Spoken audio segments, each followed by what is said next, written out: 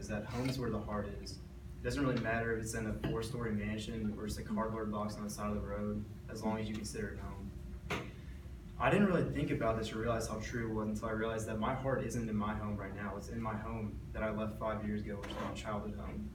My name is Grant Morgan, and I just want to take a couple minutes today to talk about how 6205 John Moser Way helped turn me into the human being that I am today, and how important it is for a kid to have a happy childhood.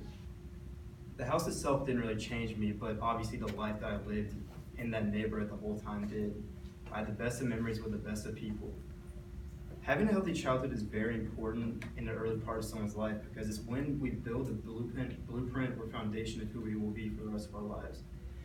The things we see and we do as we grow up set the standards of what's normal to be a happy life. So it's important to have these things happen as early on as possible so we know just how to be normal members of society. Without these memories that I had in my neighborhood today, there's no way that I'll be a complete person because of all the harsh lessons that I had to take and learn back then, and they really just taught me how to become an adult in today's society. It's not like I learned to become an adult in that house, but the memories that I had of that house back then really helped pave the way for who I'm still becoming today. If you ask me what's valuable to me in my life, I'm a pretty simple guy. I'll always just say friends or family. So no doubt from my love for both these things developed in this childhood home of mine. It was rare for me to leave Blue Oaks, which is the name of my neighborhood, except for maybe to go to baseball or basketball practice or to go to school. I had everything I needed in there. Whenever I wasn't out doing those things, it was almost 100% sure you could find me on like some adventure with my friends, just doing anything with my best friends. So at this young age, I met all my friends at 5 when I moved in, and ever since then, I just have had what most people struggle with, and it's just friends throughout my whole life. And I've been so fortunate to have these people to just shape and really forge the personality that I have now, because if I didn't have these friends in my life, there's no way that I would even be at this university probably. I'd be a very different person. But the main thing I take away from my childhood home isn't really the memories that I made for myself, but the memories that I can someday give to my kid.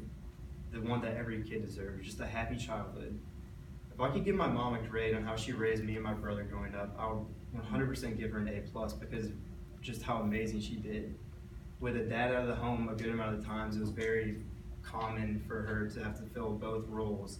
So what I want to do is just do what my mom did for me and just give me an important childhood that I remember and how I can build off of it, because I have some friends now that I think about that didn't have happy home lives back before, and I look at them now and I'm like, they're not even in college. They're more, I hate to say it, but they more or less failed. And if I look back and think on it, it just all starts in the home. Because so what I want to leave you all today is just, if you think about someone that you know who's failed in life, just think, like, look back at their childhood home, look at their life, and just take that into accountability, I guess, before, because that is just the most important thing in somebody's life.